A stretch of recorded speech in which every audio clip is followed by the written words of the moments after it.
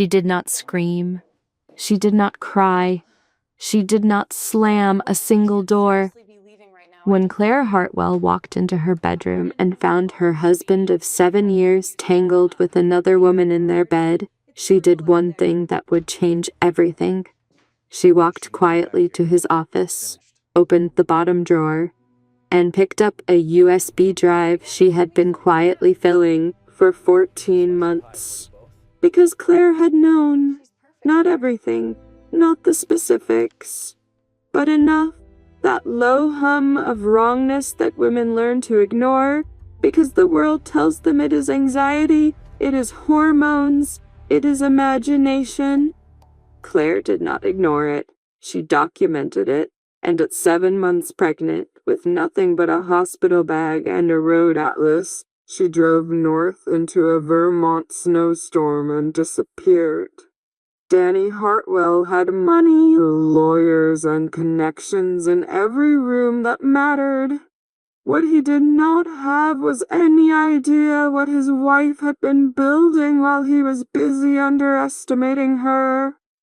Stay with us. This one is going to surprise you. Lesson statement. This is a story about what happens when a woman stops waiting to be rescued and starts trusting the intelligence she was told was paranoia. Whatever you are carrying quietly right now, this story is for you. Sometimes the most powerful thing you own is what you chose to save before anyone knew you were paying attention. If you are still here, you already know this story is different. Before we go further, if something in Claire's experience has felt familiar, if you have ever been made to doubt your own memory, your own instincts, your own version of events, leave a 1 in the comments right now. You do not have to explain it. Just 1. We see you. Now let us keep going. If this story stayed with you, here is what we ask. Not much, just this. Hit the like button. Not for us. For every woman who needed to hear that trusting yourself is not paranoia, it is preparation. Leave a comment. Tell us the moment you knew Claire was going to be okay. Or tell us the moment you recognized something in her story. Either one. We read every single one. Share this with one person who needs it today. You know who that person is. And if you are new here, subscribe. Because we tell stories like this one every week. Stories about real courage, quiet strength, and the extraordinary things that happen when women stop making themselves small. We will see you in the next one. They say the moment your life changes forever never looks the way you imagined. Claire Hartwell had imagined it many times. A phone call with bad news, a diagnosis delivered in a sterile office, a car accident on a slick Boston highway in November. She had run through the scenarios the way careful people do, quietly, privately, in the space between sleeping and waking, as if rehearsing for disaster might somehow soften the blow when it finally arrived. She never imagined it would be a shoe, a single Italian loafer, size 11, lying on its side near the hallway baseboard like something dropped in a hurry. Like something dropped by a man who was not thinking about where his shoes landed because he was thinking about something else entirely. Claire stood in the doorway of their brownstone and looked at that shoe for a long moment. She was 34 years old, 7 months pregnant, and she had just driven 40 minutes home from her OB appointment because her 2 o'clock meeting had been canceled, and she actually thought that she might surprise Danny with dinner. She had stopped at the Italian place on Newberry Street. The bag of takeout was still in her left hand, chicken piccata, his favorite. She set the bag on the marble counter. The kitchen was clean, the kind of clean that felt deliberate. She noticed the wine glasses next. 2 of them, rinsed and sitting upside down in the drying rack. Danny did not rinse wine glasses. In 11 years together, 7 of them married, she had never once seen Danny Hartwell rinse a wine glass. Something moved in her chest. not her daughter. Something colder. She noticed his tie draped over the staircase banister, his jacket folded on the second step. A trail, she realized.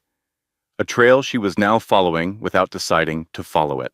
The bedroom door was not closed all the way.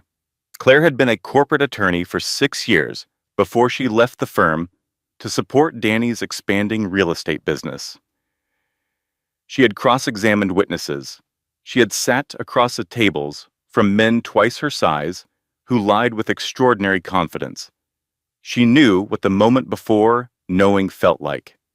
She had felt it in courtrooms dozens of times. That particular quality of silence, just before someone says the thing that cannot be unsaid. She pushed the door open.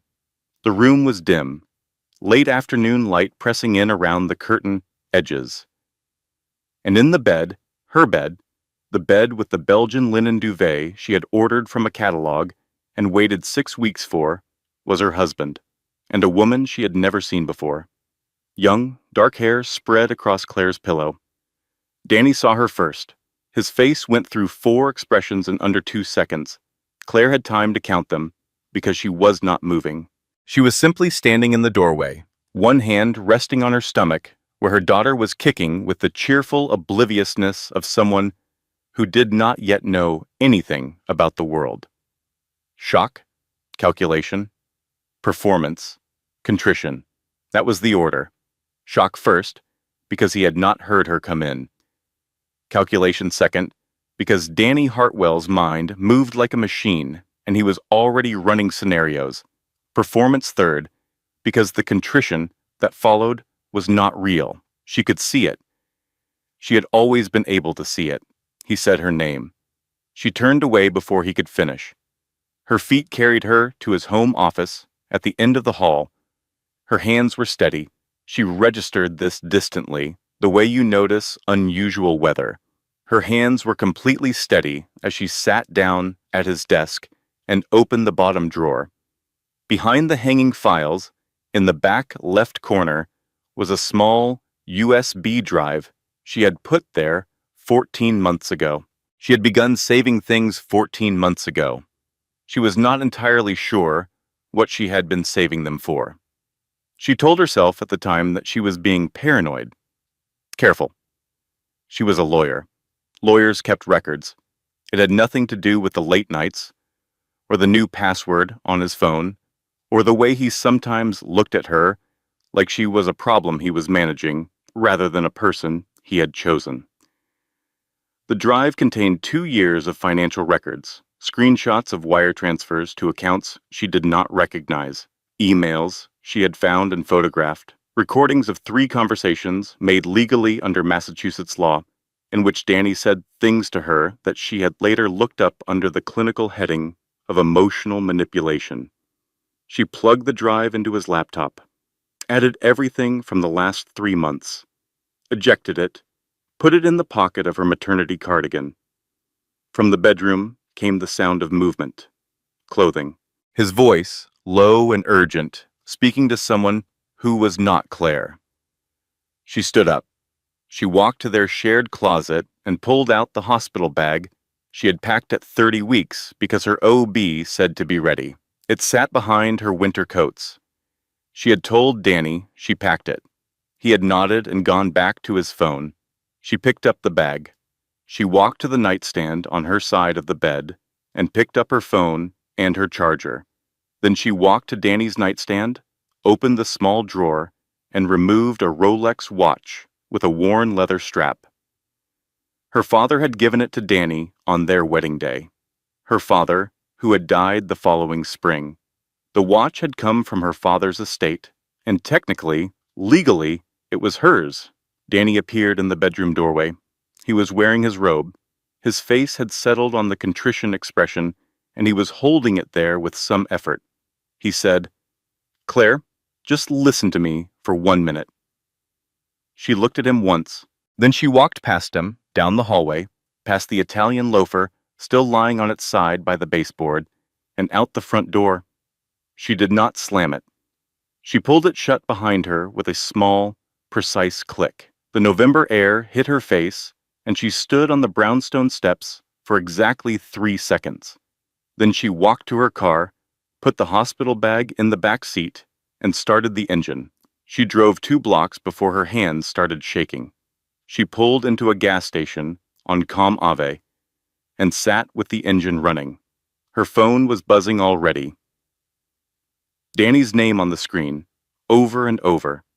She turned the phone face down on the passenger seat. She pressed her forehead against the steering wheel. Her daughter kicked, hard, as if to say, I am here. I am still here. Claire sat up straight. She pulled out the worn road atlas she kept in the door pocket, a habit from before smartphones that Danny had always made fun of. She opened it across the steering wheel. Her finger traced Route 93 north out of Boston, into New Hampshire, into Vermont, just north, just away. She had no plan. She had a USB drive, a hospital bag, a road atlas, and her father's watch. She had a daughter who was kicking, with remarkable enthusiasm, for someone who had no idea what was happening. She thought, that will have to be enough. She pulled out of the gas station and drove north. The snow started somewhere around Montpellier. Not aggressive snow, quiet snow. The kind that falls straight down in the dark, like the sky is simply shedding something it no longer needs. Claire had been driving for 4 hours. She had stopped once for gas, paid cash, and eaten a granola bar from the bottom of the hospital bag. The baby was quiet now. The radio was playing an old Carole King song on a station that was starting to fade. She found Millhaven, Vermont by accident. Route 2 East, exit unmarked. She took it because her back was aching, and she needed to stop, and the next town, on the atlas, was still 18 miles ahead. The road curved through dark pines and then opened onto a main street with old buildings and a hardware store and a diner with its lights still on. 1 traffic light, 1 church, 1 pie shop with a hand-lettered sign in the window that read, Marge's Pie and Coffee. Open late because Marge doesn't sleep anyway. Claire pulled into the small parking lot beside it. She sat in the car for a moment. Through the window, she could see a woman behind a counter, silver-haired, moving with the particular efficiency of someone who has been working in the same space for 30 years and knows exactly where everything is without looking. Claire got out of the car. The cold hit her immediately. Vermont cold, which is a different thing from Boston cold. Boston cold is rude. Vermont cold is simply honest. She pushed open the door and a bell chimed above her and warmth rushed out to meet her, along with the smell of butter and cinnamon and coffee and something that made her throat tighten in a way she was not expecting. It smelled like her grandmother's kitchen. It smelled like something she had not thought about in years. The woman behind the counter looked up. She was in her late 60s. Silver hair pulled back with a clip that had a small daisy on it. She was wearing a flannel shirt and an apron that read, The Boss, in block letters. Her eyes were blue and sharp, and they took in Claire's situation. The pregnant belly, the city clothes, the eyes that had clearly been crying, even if Claire herself would have denied it, in about 2 seconds flat. She said, You look like you've had a day. Claire said, That's one way to put it.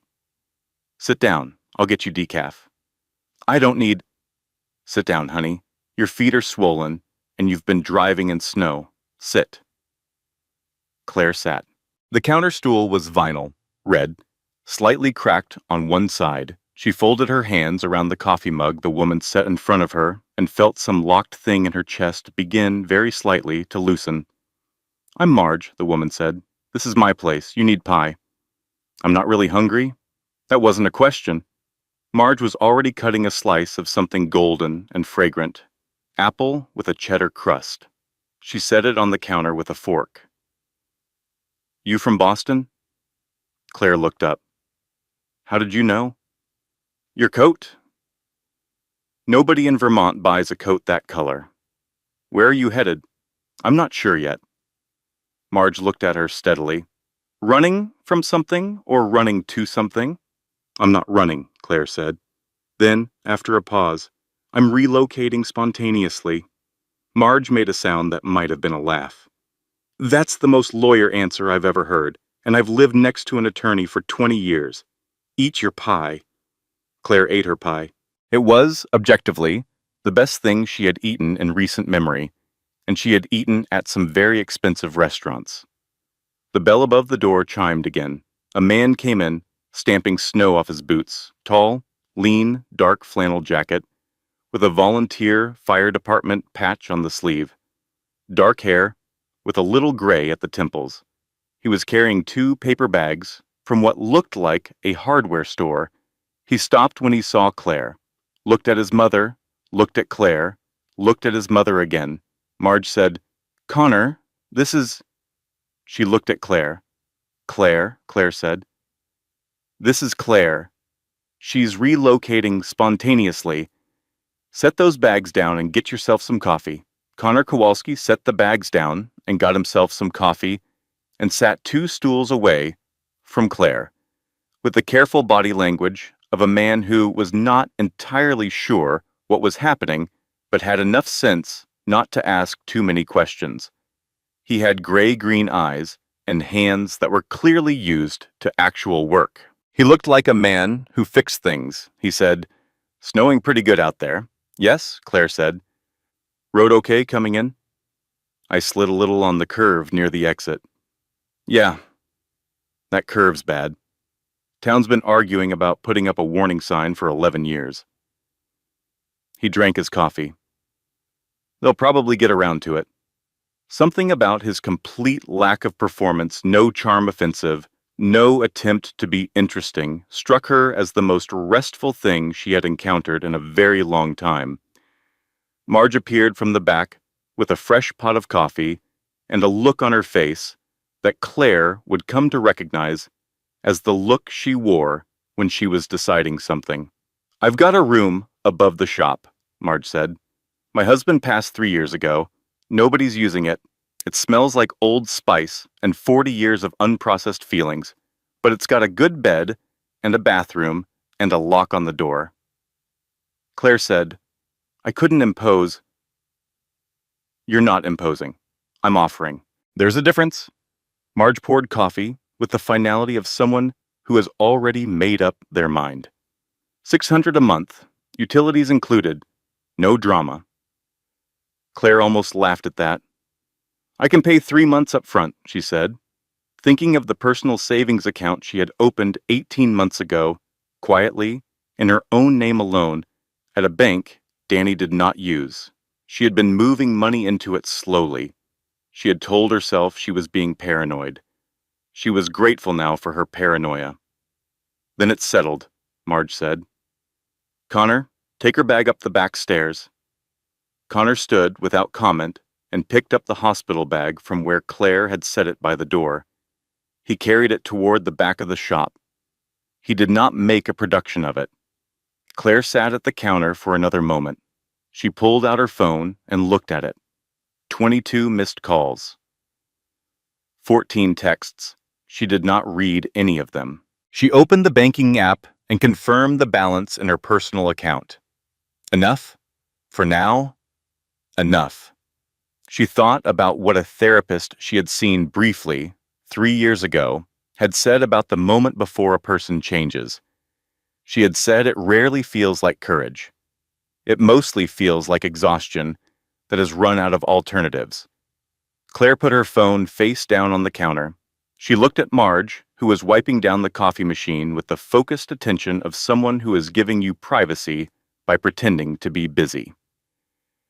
She said, "The pie really is exceptional." Marge did not look up. "I know it is, honey. I've been making it for 40 years. The room above Marge's pie and coffee was small and warm and smelled, as advertised, of Old Spice. There was a quilt on the bed that had clearly been made by hand, a braided rug on the floor, a window that looked out onto the alley behind the shop, and beyond that, a small yard where a woodpile stood covered in snow. A bathroom with a claw-foot tub that Claire decided immediately she was going to use every single day. She did not sleep well that first night. The baby moved for hours, restless, and Claire lay on her side, with one hand on her stomach, listening to the unfamiliar sounds of a small town settling into quiet. No traffic, no bass from the apartment below, no sound of Danny's phone buzzing on the nightstand. In the morning, she sat at the small desk by the window and opened her laptop. She needed to understand exactly what she was carrying. The USB drive contained 2 years of careful documentation. She had started saving things the winter before last, after a night when Danny had spoken to her for 40 minutes in a calm, quiet voice, explaining why she had misremembered a conversation they'd had, why her version of events was, as he put it, emotionally colored rather than factually accurate. He had done this before. He would present her own memories back to her, slightly altered, until she genuinely could not trust what she had experienced. She had sat with that feeling afterward and thought, I need to start writing things down. So she had. Dates and times in a private document, screenshots of texts, 3 recorded conversations because Massachusetts is a one-party consent state, and she had been a lawyer long enough to know the difference between paranoid and prepared.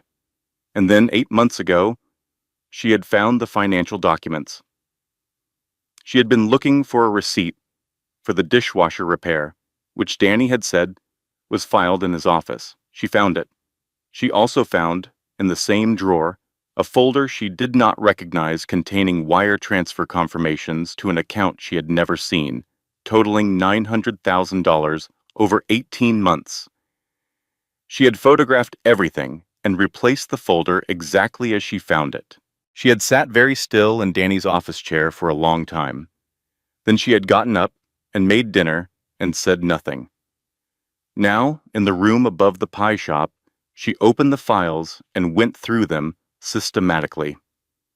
The wire transfers, the emails between Danny and a man named Gerald Ford, who was, she had since confirmed via public records, a zoning official for the city of Boston. The emails were careful, but not careful enough. A lawyer could read them. A prosecutor certainly could. She opened a new document and began writing a summary. Clear, precise, organized, the way she had once written case briefs. She did not hear the knock at first. Claire, Marge's voice through the door. Breakfast is ready if you want it, and there's someone on the phone downstairs who says she's your sister. Claire went still. She had called her sister Rebecca from the road the night before, left a voicemail. She had said only, I'm okay, I'm somewhere safe, I'll explain soon. She went downstairs. Rebecca's voice on the landline was tight with the particular tension of someone who has been up all night worrying. Claire, what is happening? Danny called me at 6 in the morning, saying you had some kind of breakdown and left, and he's worried sick. And where are you? I didn't have a breakdown, Claire said. I came home early and found him in bed with another woman. Silence. Rebecca, I'm here. A long exhale. Oh, Claire. I have evidence of financial misconduct too. I have a lawyer I'm going to contact today. I need you to not tell Danny where I am. Of course I won't tell. Rebecca paused. Claire, he called Jennifer too. Claire's hand tightened on the phone. Jennifer Marsh had been her best friend since law school. They had been in each other's weddings. Jennifer had known about the financial documents, not all of it, but enough. Claire had said too much, one night over too much wine, about what she had found. What did he tell Jennifer? Claire asked. He told her you were having a mental health crisis, that the pregnancy had made you unstable, and he was worried about the baby, and he needed to know if Jennifer had noticed any concerning behavior. The room was very quiet. He's building a narrative, Claire said. more to herself than to Rebecca. What? He's already building his narrative. Before I've even called a lawyer. She pressed her hand against her stomach. The baby was still. Listening, it felt like.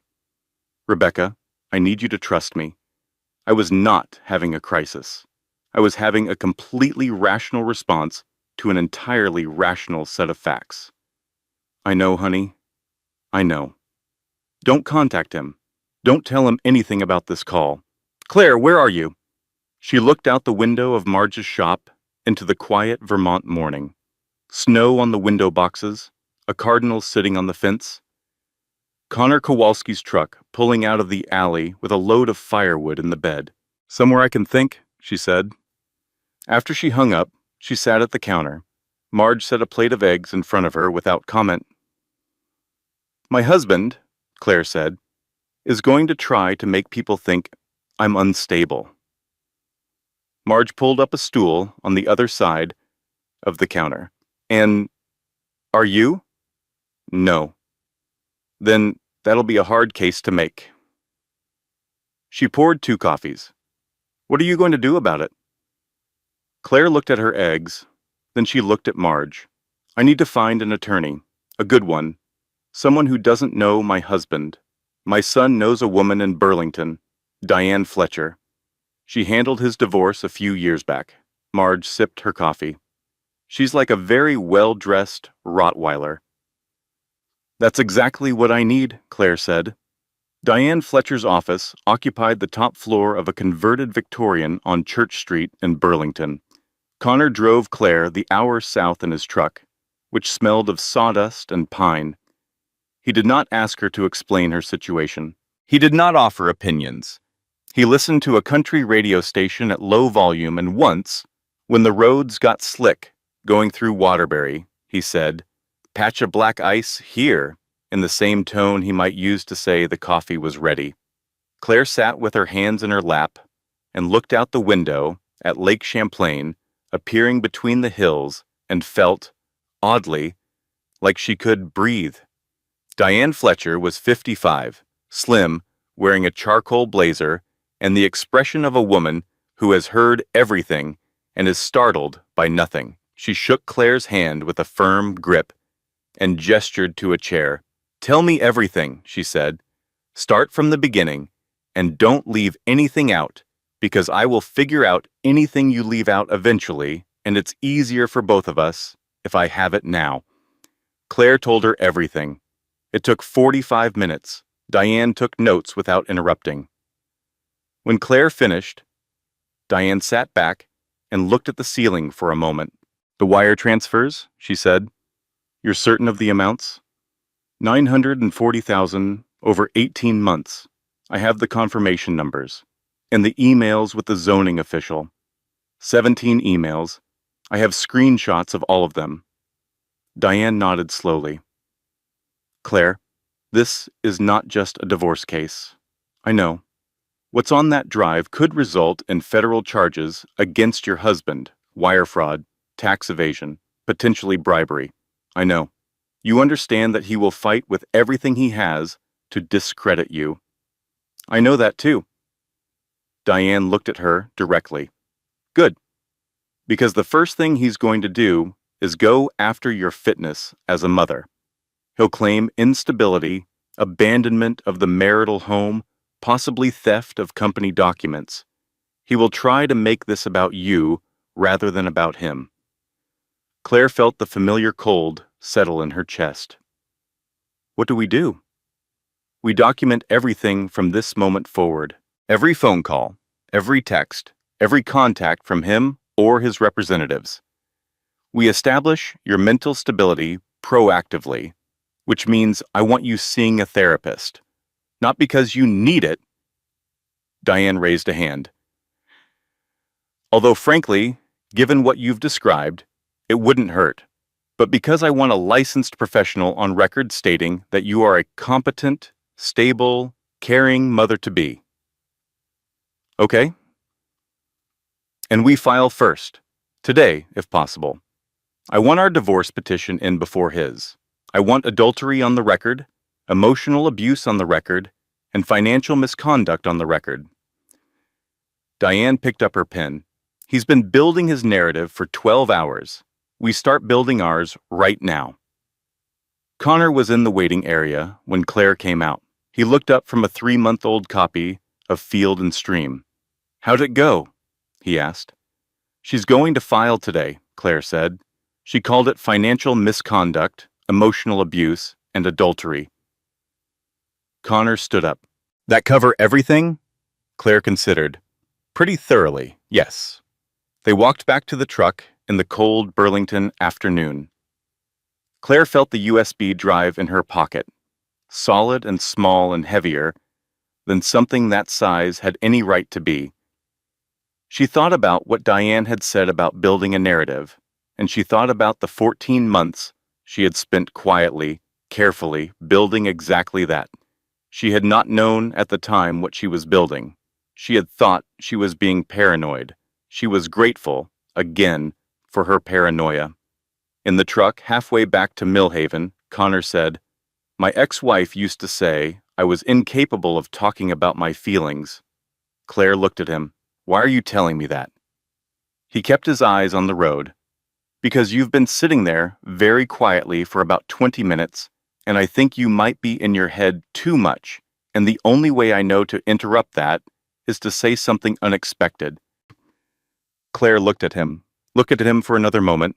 Then she said, "Did she have a point? Your ex-wife?" "Probably. I'm better with lumber than with emotions." A pause. "But I'm working on it." Something about the complete plainness of this made Claire laugh. Actually laugh, not the polite social laugh she had deployed at cocktail parties for years. A real laugh surprised out of her. Connor glanced over briefly, and the corner of his mouth lifted. 3 weeks passed. Claire settled into a routine. Mornings helping Marge in the shop, which she was initially terrible at, in ways that Marge described with colorful precision. Her first attempt at a pie crust was characterized as geological. Her second was, according to Marge, an act of violence against pastry. By the 3rd week, she was producing something that Marge described as not embarrassing, which Claire understood to be high praise. She saw a therapist named Dr. Walsh via video call twice a week. She slept better. She walked the snowy streets of Millhaven in the mornings, her breath making clouds in the cold air. Her daughter, kicking with consistent enthusiasm. She checked her phone once a day in the evenings for anything from Diane. She did not check it the evening the email arrived. She was asleep early, the deep sleep of someone whose body is doing serious work. She did not see it until morning. It was from Diane's office, a legal filing from Danny's attorney. She opened it at the counter with her decaf, while Marge was in the back and Connor was loading wood. She read the first paragraph, then she read it again. Then she set the phone face down on the counter and sat very still. Jennifer Marsh, attorney at law, had signed an affidavit on behalf of Daniel Hartwell's legal team.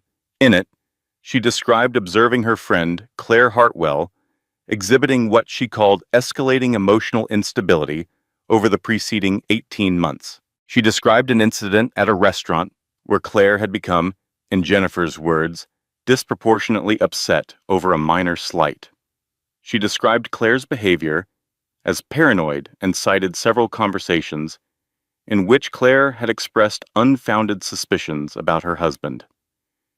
Jennifer, who had held her hand through 3 rounds of fertility treatments. Jennifer, who had sat at this very kitchen table, metaphorically, on a late-night phone call, while Claire whispered about the wire transfers she had found and swore her to secrecy. Jennifer, who now remembered those conversations as evidence of Claire's instability, rather than as the private confidences of a woman trying to understand something alarming she had discovered. Marge came out from the back with a tray of muffins and stopped when she saw Claire's face. She set the tray down. She came around the counter and sat on the stool next to Claire. She did not say anything for a moment. "Jennifer," Claire said finally. "Your friend," Marge said. It was not a question. "My best friend." Claire's voice was very steady. She was a lawyer. She knew how to be steady when her insides were not. She signed an affidavit for Danny's legal team, calling me unstable, describing incidents from our private conversations as evidence of paranoid behavior. Marge was quiet. He got to her first, Claire said. He called her before I even had a lawyer, while I was still on Route 93. She pressed her hand flat against the counter. He's been planning this longer than I realized.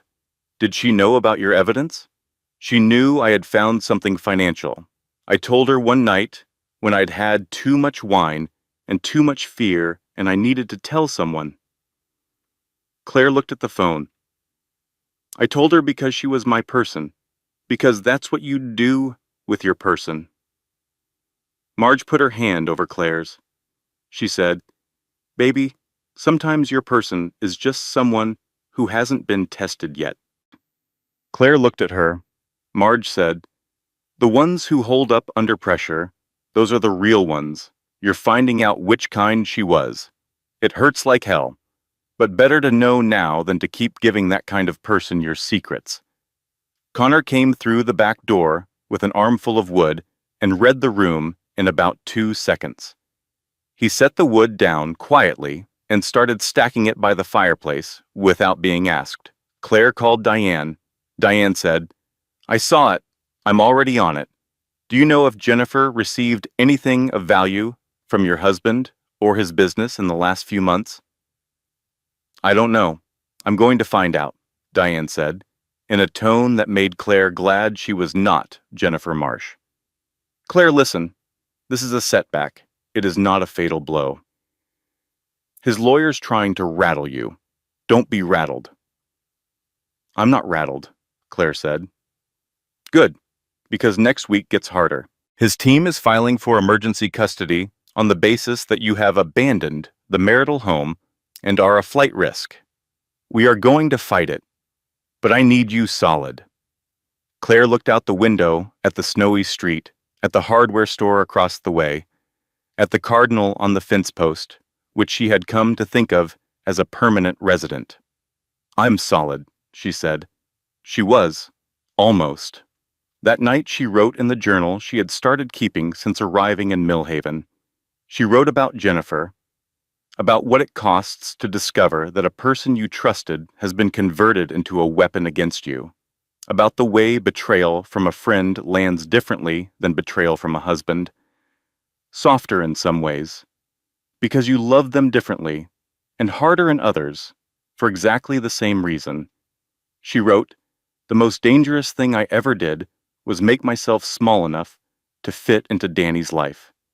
The second most dangerous was trusting people he could reach." She closed the journal. She pressed her hands against her stomach and felt her daughter shift and settle. "I know," she said quietly. "Me too." The first catastrophic event happened on a Tuesday.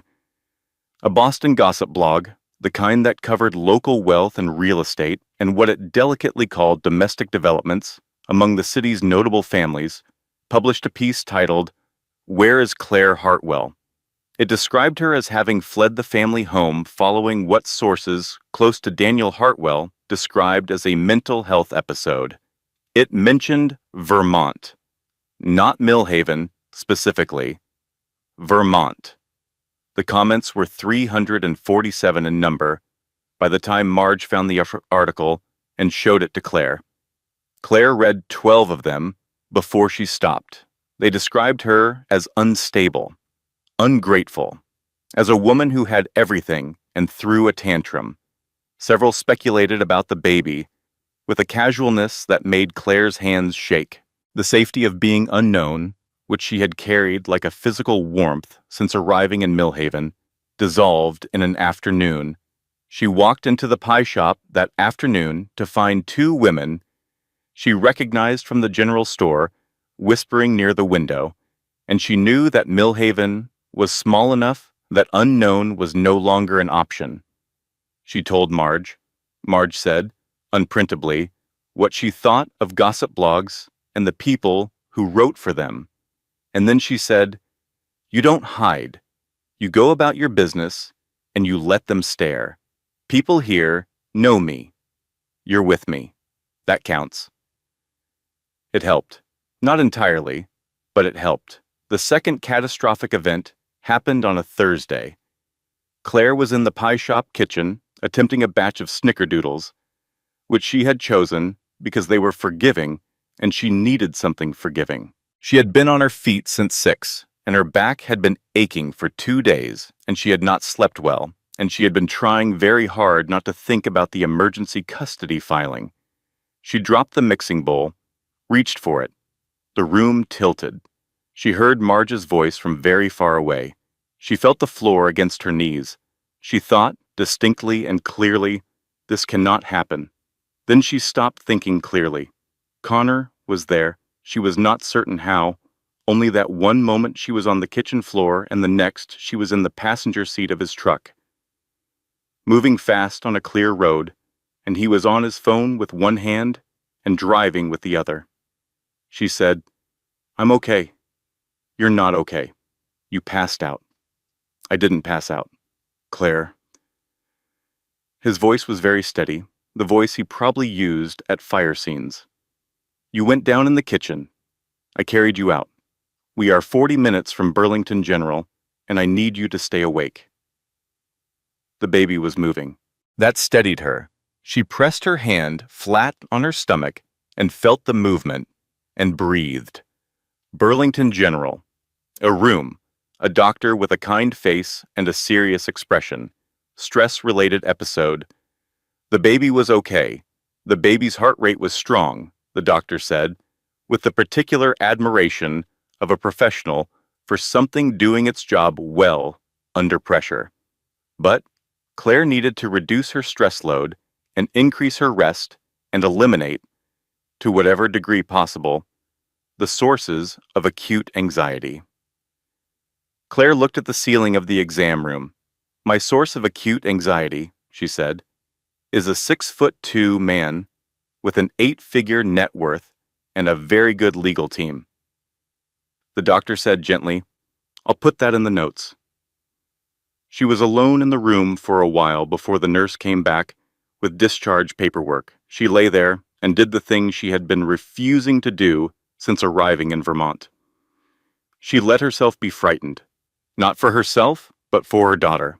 That particular fear was different from any other fear she had ever known. It had no bottom to it. It went down and down. She was still in that fear when the nurse opened the door and said, "Your friend is still in the waiting room if you want him to come in." Claire said, "He's here? He hasn't moved in 3 hours." She was quiet for a moment. "Yes, send him in." Connor came in with a coffee from the hospital cafeteria in each hand and the expression of a man who had been worrying hard and was not going to make a production of it. He handed her the coffee. He sat in the chair by the bed. He said, "Baby's okay?" "Yes." He nodded. They sat in silence for a while, and it was, she thought, the most comfortable silence she had experienced in years. Danny's silences had always had something in them. A test, a judgment, a waiting. Connor's silence was just silence. He was simply there. The third catastrophic event happened on a Friday. Danny's car was a silver Mercedes that Claire recognized from 40 feet away. It pulled up in front of Marge's at 9 in the morning, and he got out in a gray cashmere coat and stood on the sidewalk of Millhaven, Vermont, like a man who intended to be noticed. He came into the shop with flowers, yellow tulips. He handed them to Marge with a smile that had worked on most people most of his life. "You must be Margaret, Danny Hartwell. I've heard wonderful things about this place." Marge took the flowers and set them on the counter without looking at them. "We're not open for another 20 minutes. I'm just hoping to speak with my wife." "Your wife," Marge said, "is not here." This was technically true. Claire, who had seen the car from the upstairs window, was standing in the doorway to the back hallway with her phone recording audio and her heart hammering with something that was not quite fear.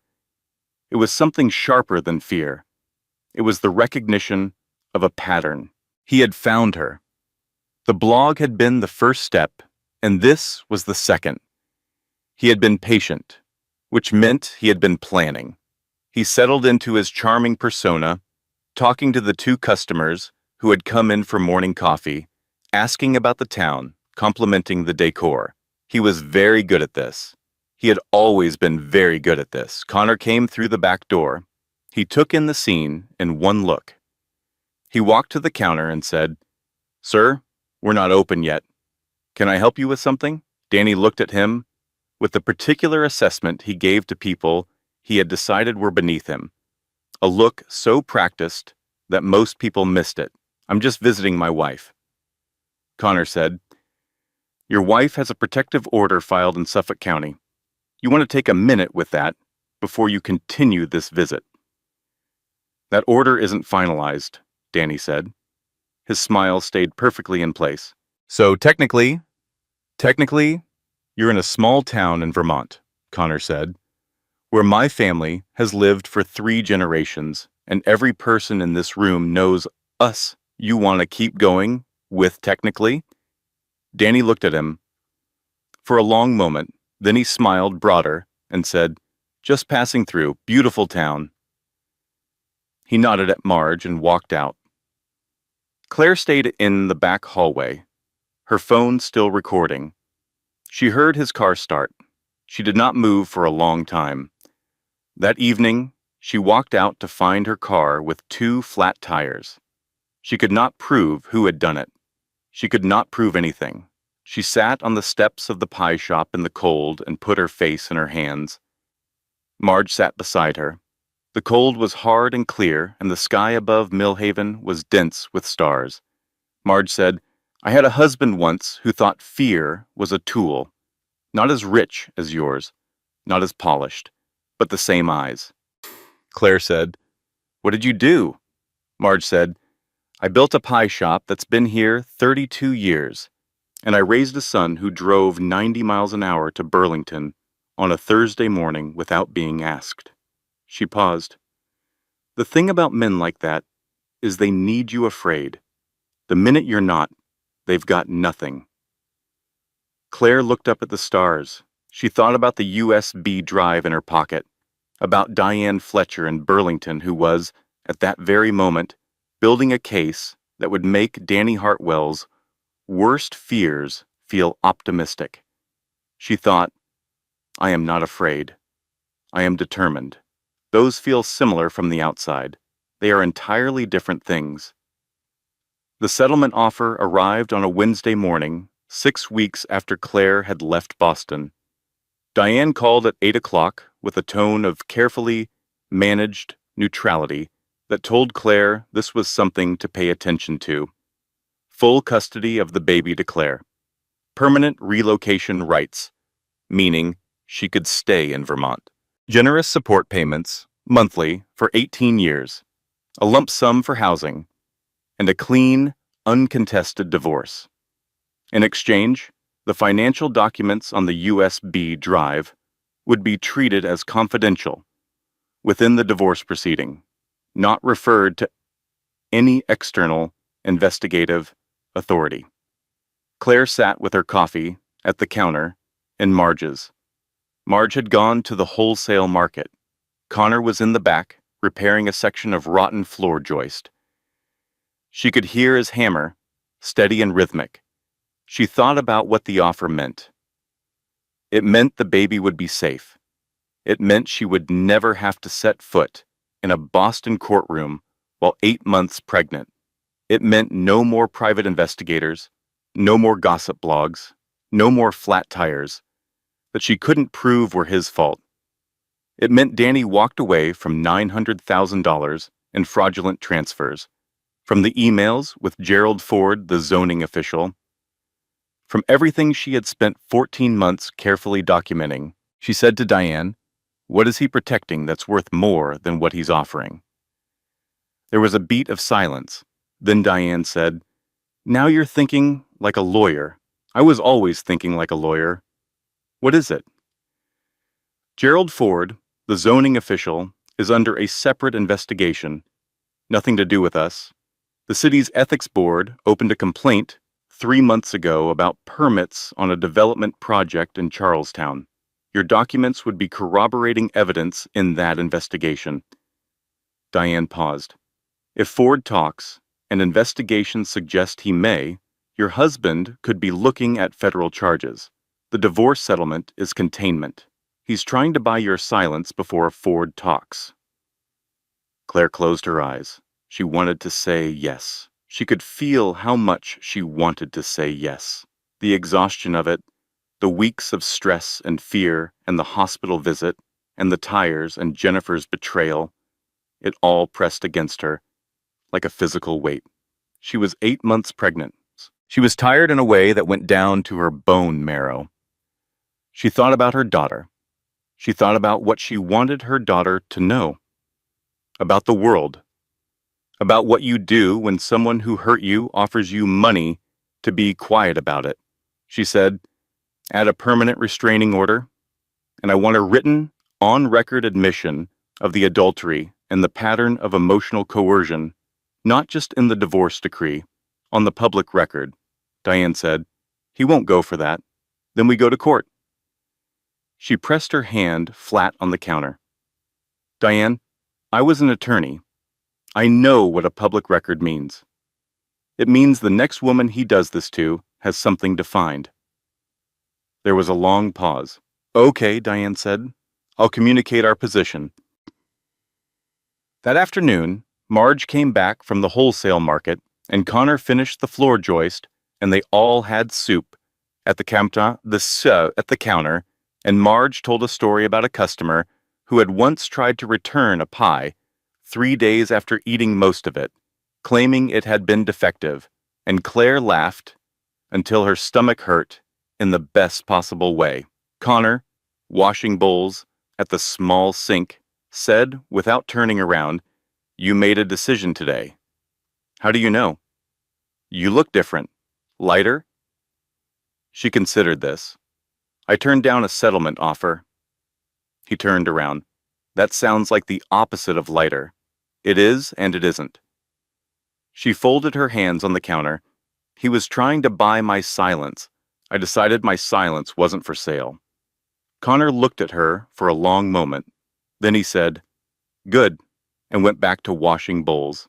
That night he found her in the small back garden, looking at the stars, which were extraordinary in Vermont, in a way they never were in Boston. He came and stood beside her with 2 mugs of tea. After a long while he said, I don't say things like this very well. She said, that's okay. My ex-wife used to say I communicated mostly in actions. What actions do you want to take right now? He was quiet for a moment. Then he said, whatever happens next, the court case, the baby, all of it. You don't have to do it alone. She looked at his profile in the dark, strong, and careful. Connor, you know she isn't. I know, he said. I'm here anyway. That's the whole point. He kept his eyes on the stars. That's actually the only point. Her throat tightened. She looked away. After a moment, she said, that's the most words you've said consecutively since I met you. Don't get used to it, he said. I peaked. She laughed. He smiled. And somewhere between the cold and the stars and the steam from their mugs, something shifted into place like a key finding a lock. The shocking call came on a Sunday. Claire was in the apartment, folding baby clothes that Marge had brought from a church sale. Tiny things in yellow and white. The phone rang with a number she didn't recognize, Boston area code. She answered because Diane had told her to document all contact. Claire? A woman's voice. Older, careful. This is Sandra Hartwell. Claire sat down on the bed. Danny's mother? She had expected, if she ever heard from Sandra at all, anger, blame. The protective fury of a mother whose son was under legal threat. She had prepared for that. She had a response rehearsed. She was not prepared for what Sandra actually said. I know you don't have any reason to trust me. I'm not asking you to trust me. I'm asking you to listen for 3 minutes. Claire said nothing. She pressed record on her phone. Sandra said, "There was a woman before you, Danny's first marriage. I don't know how much you know about it." Claire knew he had been married briefly before. He had described it as a youthful mistake, quickly dissolved. He had been vague in the way he was always vague, about things he wanted you not to look at too closely. "Her name is Patricia," Sandra said. "She signed an NDA as part of the divorce settlement. She received money, and she went away, and she was not allowed to describe what had happened to her during that marriage." A pause. "I have letters Danny wrote during that time. I kept them because I was afraid. I told myself I kept them for no reason. I was lying to myself." Claire pressed her free hand flat on her knee. "He said the same things about Patricia that he's saying about you," Sandra said. "Unstable, paranoid, emotionally compromised. He had people who said it for him then too." Her voice was very controlled. Too controlled, the control of someone who has been carrying something for a long time. "Claire, I should have stopped it the first time. I didn't. I believed him over her because he was my son, and it was easier to believe him." A pause. "I can't do it again?" Claire's heart was hitting her ribs. "What are you offering?" she asked. Her voice was steady. She had been a lawyer. "Patricia's phone number, and the letters, and my testimony, if your attorney believes it would be useful." Claire thought about what this meant, about Danny's entire narrative, the devoted husband with the mentally unstable wife, crumbling from its own foundation, about a judge hearing not about one woman's alleged instability, but about a pattern, a deliberate, repeated pattern with different women, same strategy, same words. She thought about Patricia, whoever she was who had signed an NDA and gone away and never been able to tell anyone what had happened to her. She said, "Sandra, why now?" A very long pause. "I have a granddaughter coming," Sandra said. "I want to be someone she can be told about." Claire sat in the tiny Vermont apartment with baby clothes in her lap and the phone pressed to her ear, and she breathed very carefully. Then she said, "I'm going to give you my attorney's number." The Boston courthouse on a gray November morning. Claire walked up the steps in a simple navy maternity dress that she and Marge had chosen together, deliberate and measured, nothing that could be described as dramatic or erratic. Her hair was down. She was wearing her grandmother's pearl earrings. She was 8.5 months pregnant, and she walked up those steps with the posture of someone who had nothing to apologize for, because she didn't. Diane was beside her. Connor was behind her, in a dark jacket that he had clearly borrowed, and that did not quite fit across the shoulders. And his expression was the focused expression of a man who has decided something and is acting on it. He had simply shown up that morning at 4:30 a.m. to drive her. She had not asked him to. Marge had given him coffee in a thermos and kissed Claire on the cheek and said, "Call me the second it's done." The courtroom was full. Danny was at the opposing table, immaculate, his legal team arranged around him in expensive suits. He looked up when Claire entered. He managed a look of wounded concern that she could see from across the room was for the judge, a woman in her 60s named Eleanor Price, who had been on the family court bench for 22 years and whose expression suggested she had seen every performance there was to see. Danny's attorney opened with the prepared case: abandonment of the marital home, erratic behavior documented by multiple witnesses. Claire's unfitness to be a primary caregiver based on the episode in Vermont when she had, and here the attorney used the phrase lost consciousness, in what was described as a high-stress environment, suggesting instability. Diane let him finish. Then she stood up and played a recording. It was the audio from Claire's phone from the morning Danny had come to Marge's. His voice, warm and charming for the locals. And then, in the parking lot, after Connor had stepped between them, a different tone. Quiet, cold, precise. The comment about the restraining order not being finalized. The word technically used like a blade. Judge Price listened with no expression. Diane said, "Your Honor, this is not a case about Claire Hartwell's stability. This is a case about a documented pattern of behavior by Daniel Hartwell toward the women in his life. We have evidence of financial misconduct totaling nearly $1 million. We have recordings demonstrating emotional coercion. We have a witness." She paused. "We have his mother." Danny's composure cracked, just slightly, around the eyes. Sandra Hartwell took the stand. She wore a gray suit and held her hands very still in her lap. She answered Diane's questions in a measured, clear voice.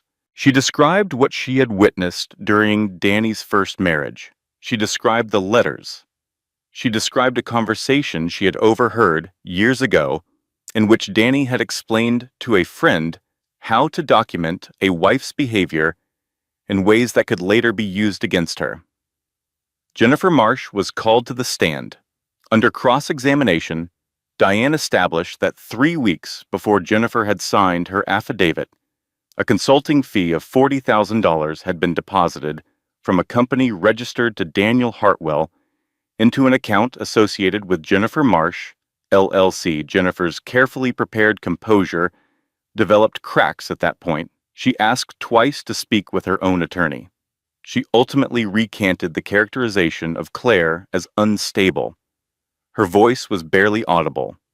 Danny's legal team requested a recess.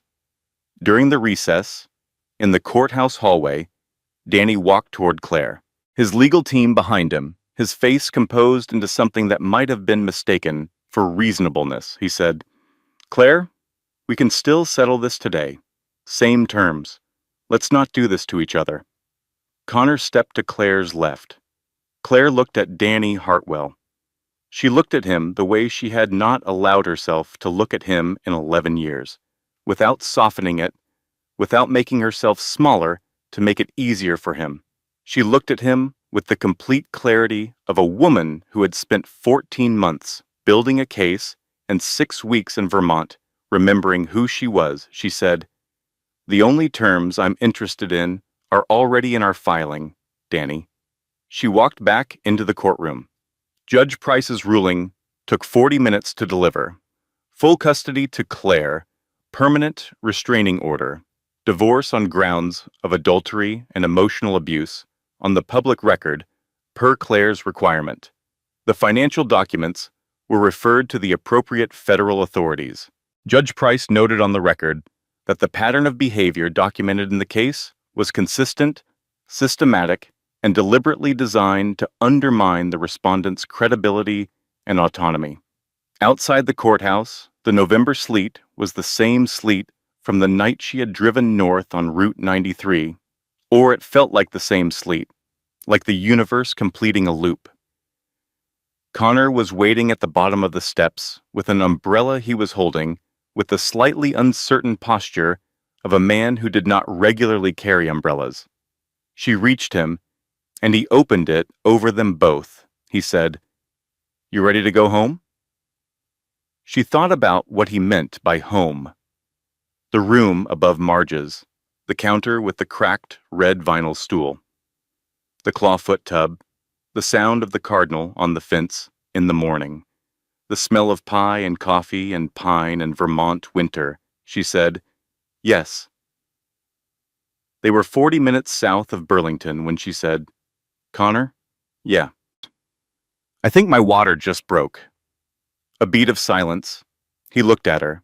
She looked at him. He said, "In the truck." "I'm sorry." He said, "Okay." He was already reaching for his phone, already accelerating, already completely calm in the way he was calm at fire scenes. "Okay, Burlington General, 22 minutes. You don't have to." Claire. He did not look away from the road. Stop finishing that sentence. I'm here. That's it. That's the whole thing. She breathed. The sleet was coming down steadily. His hands were steady on the wheel. She thought distantly about the woman she had been 11 years ago, who had married a man because he was confident and successful and made her feel chosen, who had spent years making herself smaller and quieter to fit inside a life that was never hers. She thought, that woman also made 14 months of careful, quiet notes and saved a USB drive behind a folder in a bottom drawer and knew, on some level, that never stopped knowing, that she deserved better. She had listened to herself. Eventually. That had been the whole thing. The lights of Burlington appeared through the sleet. Almost there, Connor said. I know, she said. I know. Grace Ellen Hartwell was born at 8:43 p.m. On a Thursday in November at Burlington General Hospital, with a cry that the attending nurse described as emphatic. She had Claire's eyes and dark hair, and from the first minutes of her life, she held on to whatever she could reach with a grip that surprised everyone in the room. Marge arrived at the hospital at 11 p.m. with 3 pies in a carrier bag. She said she hadn't known what the situation called for and had brought options. There was apple cheddar, blueberry, and something she called a victory pie, which was coconut cream with a slightly erratic meringue.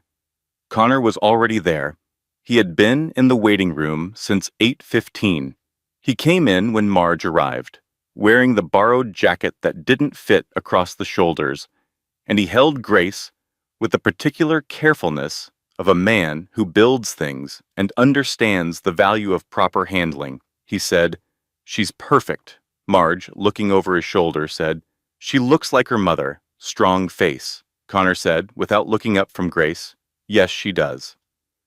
Claire watched them from the bed, her daughter in Connor's arms, Marge cutting pie on the windowsill tray, because Marge brought a pie server as a matter of course. The sleet against the windows, the warm light, the sound of Grace making small, discovering sounds at the edge of sleep. She thought, this is what I was building toward, not this specific room, not these specific people. Something like this, something that felt like you could put your full weight on it and it would hold. Spring came early to Millhaven that year. The tulips in the window boxes were up by late March. Marge started her seedlings in the back room. Connor built a raised bed in the garden behind the shop, which he said was for vegetables, and Marge said was a completely transparent excuse to spend more time nearby. The federal investigation into Daniel Hartwell's financial affairs resulted, in April, in a plea agreement. Reduced charges, financial penalties, community service. His name was on the public record in connection with the scheme exactly as Claire had required in her divorce terms. Patricia, the first wife, called Claire in February. They spoke for 2 hours. Claire told Diane afterward that the call had been, in equal parts, devastating and necessary, and that she thought Patricia should speak with a good attorney in her own state about certain aspects of her NDA. Diane said, "I can recommend someone." Claire passed the Vermont bar exam in March. Her first case was a referral from a women's shelter network, a woman who had called from a gas station somewhere in New Hampshire with no plan and no destination and a hospital bag in the back seat. Claire drove to meet her herself. She was setting up a small family law practice with an office on Millhaven's Main Street, 2 doors down from the pie shop. The sign in the window said, simply, Hartwell Law. One morning, in May, she was at her desk going through files while Grace slept in the small carrier that Marge had attached to the office door handle with a bungee cord and called the reception system. Through the window, she could see Connor across the street at the hardware store, talking to someone, gesturing toward the building with the ease of a man discussing plans. He had been expanding his carpentry business. He had a waiting list. He looked up and saw her through the window. He raised a hand in the unhurried way that was entirely his. She raised hers. There was nothing dramatic about it.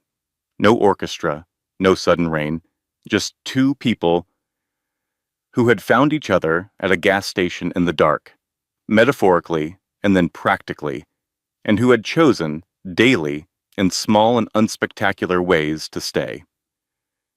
That evening, she sat in the back garden with her journal, while Grace slept in the carrier against her chest. The cardinal was on the fence. Marge was talking to her seedlings through the back window. Connor was somewhere in the building, the sound of him working, steady and quiet. She opened the journal to a fresh page. She wrote, "I used to think strength meant never breaking. Now I think it means knowing exactly what you are willing to break for. I broke for Grace. I broke for the woman I was before I learned to make myself smaller. I broke for every version of myself that looked at the life she was living and thought quietly, in the space between sleeping and waking, I deserve more than this." She paused. She wrote, "The USB drive is in Grace's memory box now, next to her hospital bracelet and a dried flower from Marge's window box, and a photograph of the four of us in the pie shop on Thanksgiving. Marge in her apron, and Connor with Grace asleep against his shoulder, and me looking at them both with an expression I recognize now as the specific look of a person who cannot quite believe their own life." She looked up at the evening sky over Vermont. She wrote, "What I would tell the woman on Route 93, driving north in the snow with no plan. You are allowed to leave. You are allowed to take the evidence you quietly spent a year collecting and walk out a door and not look back. You do not have to wait until it is worse. You do not have to earn the right to begin again." She looked at Grace's sleeping face, at the small, strong hands. She wrote, "Your instinct is not anxiety. It is information. Your discomfort is not a character flaw. It is your intelligence, working correctly. And the life that is waiting for you on the other side of the hardest decision you will ever make is not a consolation prize. It is the actual thing, the real thing, the one you are always supposed to be living." She closed the journal. The cardinal flew away and came back. Marge was still talking to her seedlings. Connor appeared in the back doorway with 2 mugs of tea and the slight uncertainty he always had about interrupting. She said, "Come sit." He came and sat beside her on the garden bench. He was careful not to wake Grace. She leaned, just slightly, against his shoulder. He did not say anything. He handed her the tea, and they sat in the May evening while the light went slowly gold and then pink, and then the deep particular blue of Vermont and almost summer. From somewhere inside, Marge's voice, "Connor, I need you to move the seedling trays before you get comfortable out there." Connor said, without raising his voice significantly, "I am comfortable out here." Marge, "I can hear that, and I don't care." Connor stood up, unhurried, and went inside. He was back in 4 minutes. He sat down again. He said, "The seedlings are moved." Claire said, "Thank you for moving the seedlings. Someone had to." She smiled. He did not say anything else. He did not need to. 2 months later, there was a young woman who came into Marge's pie and coffee on a Tuesday afternoon with eyes that had been crying and hands that were not steady. She was carrying 1 bag. She asked about the room for rent. She had seen the sign in the window. Marge looked at Claire, who was at the counter with a file. Claire put the file down. She pulled out a chair. She said, "Sit down. Let me get you some coffee. Fair warning, the pie here is genuinely exceptional." She set a mug on the counter, "And you don't have to explain anything tonight. You just have to sit here and be warm." The young woman sat down. She wrapped both hands around the mug. Her shoulders dropped, just slightly, the way shoulders drop when they have been held tight for a long time, and something in the room tells them they are allowed to let go. Marge appeared from the back. She looked at the young woman. She looked at Claire. She said, "I'll cut some pie." Outside, Millhaven went about its evening, the hardware store closing, the cardinal on the fence, Connor's truck pulling into the alley, the light over the mountains going slow and golden, the way good things go, without drama, without announcement. The bell above the door chimed. Grace, strapped to Claire's chest in the carrier, opened her eyes. She looked at the young woman the way new people are looked at by babies, with complete and fearless attention, as if to say, "I see you. You are here." That is enough to begin with. That is more than enough. Editorial disclaimer. This story is a work of fiction created for entertainment, emotional reflection, and storytelling purposes. All characters, names, locations, and events are entirely fictional and are not intended to represent any real individuals or situations. If any element of this story resonates with your personal experience and you need support, please reach out to a trusted professional or counseling resource in your area.